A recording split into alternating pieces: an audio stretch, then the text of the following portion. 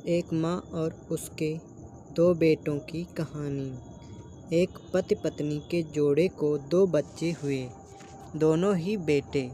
माँ बाप ने इन दोनों ही बच्चों को खूब प्यार से पाला पोसा, पढ़ाया लिखाया, बड़ा किया और इस काबिल बनाया कि यह अच्छी नौकरी कर सकें, समाज में अच्छा जीवन व्यतीत कर सकें। दोनों बेटों को अच्छी नौकरियां लग गईं, दोनों की ही शादी हो गई। बड़ा बेटा जो घर के पहले माले पर रहता था, उसको एक बच्चा भी हुआ।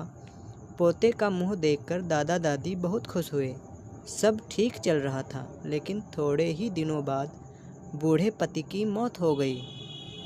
अपने बच्चों के लिए दिन रात कड़ी मेहनत करके एक बंगले जैसा 2 मंजिला घर बनाकर दिया, ताकि दोनों बेटे शादी के बाद भी एक साथ लेकिन अलग अलग कमरों में रह सकें, ताकि आगे चलकर कभी बंटवारे का विचार ना आए और इनमें लड़ाई झगड़े ना हों।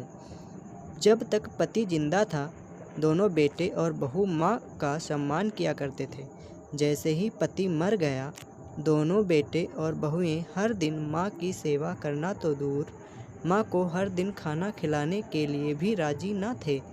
दोनों बेटे और बहुओं ने मीटिंग की और तय किया कि माँ को खाना खिलाने की जिम्मेदारी बांट ली जाए, यानी कि 15 दिन बड़ा बेटा और 15 दिन छोटा बेटा माँ के खाने की जिम्मेदारी लेगा।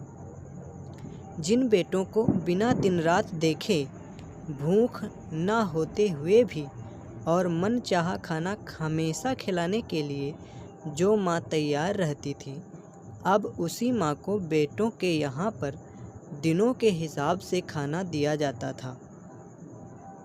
माँ का दिल बड़ा था। माँ को इस बात की खुशी थी कि वह जैसे भी हो अपने बेटों के साथ रह रही है, और इसी खुशी के कारण बेटों के द्वारा दी गई रूखी सूखी भी उसे किसी पकवान से कम न लगती।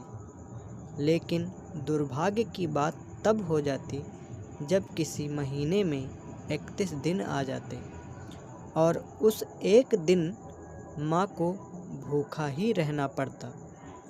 एक बार जब बड़े बेटे के यहाँ 15 दिनों तक खाना पकाने की बारी चल रही थी, तब बड़ा बेटा अपनी बीवी और बच्चों के साथ कहीं बाहर किसी फंक्शन में जा रहा था। बड़ी बहू ने माँ से कहा, माँ जी, आज खाना नहीं बनाया है, हम बाहर जा रहे हैं और वही खाएंगे। आप अपने लिए कुछ पका लेना और खा लेना। बूढ़ी माँ ने कहा, लेकिन बेटा, मुझे तो गैस चलाना भी नहीं आता।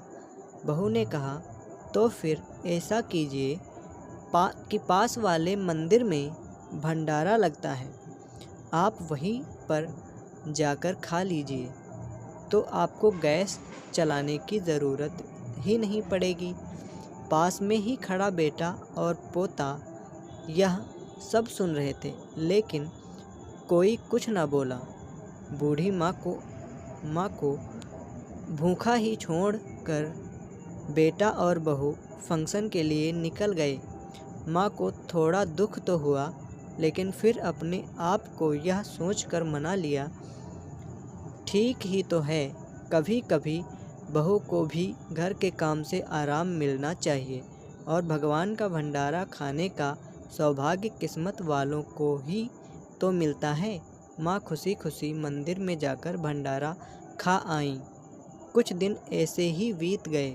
एक दिन बड़े बेटे को छुट्टी थी। बेटा, बहू और उनका बच्चा अपने घर में साथ में समय बिता रहे थे। माँ बाप छोटे बच्चे को पूछ रहे थे कि वह बड़ा होकर क्या बनना चाहता है और क्या करना चाहता है। छोटे बच्चे ने बड़े ही सरल भाव से माँ बाप को उत्तर देते हुए कहा, वह बड़े होकर वकील बनना चाहता है। उसकी इसी इच्छा इस घर में से भी बड़ा एक घर लेने की है, लेकिन वह घर मंदिर के पास होना चाहिए। माँ बाप ने पूछा, घर के पास मंदिर क्यों होना चाहिए? तब बच्चा माँ बाप से कहता है, घर के पास मंदिर इसलिए होना चाहिए ताकि जब मैं बड़ा होकर किसी फंक्शन में बाहर जाऊं तो आप दोनों को ज़्यादा तकलीफ़ ना हो। मंदिर नज़दीक हो रहेगा तो आपको ज़्यादा दूर जाकर भंडारा नहीं खाना पड़ेगा। मासूम बच्चे का ऐसा जवाब सुनकर दोनों ही के तलों से ज़मीन खिसक गई। उन्हें अपनी गलतियों का एहसास अब जाकर हुआ था, जो उनके 5 साल के बेटे ने पहले ही कर लिया था। इसलिए हमेशा याद रखो, दूसरों के साथ वैसा ही बर्ताव करो जैसा तुम चाहते हो कि बाकी लोग तुम्हारे साथ करें। दोस्तों, दुनिया के हर माँ बाप यह सोचकर अपने बच्चों को बड़ा करते हैं कि वह उनके बुढ़ापे की लाठी बनेंगे, न कि वह लाठी बनकर उनके ही पीठ पर बरसेंगे। कर्म का चक्र निरंतर घूमता रहता है। दोस्तों, आज जो तुम दूसरों के साथ कर रहे हो, आगे चलकर तुम्हारे साथ वही होगा, यह तय है। ऐसे ही बढ़िया कहानी सुनने और पढ़ने के लिए हमारे YouTube चैनल को सब्सक्राइब करें। I love my mother and father.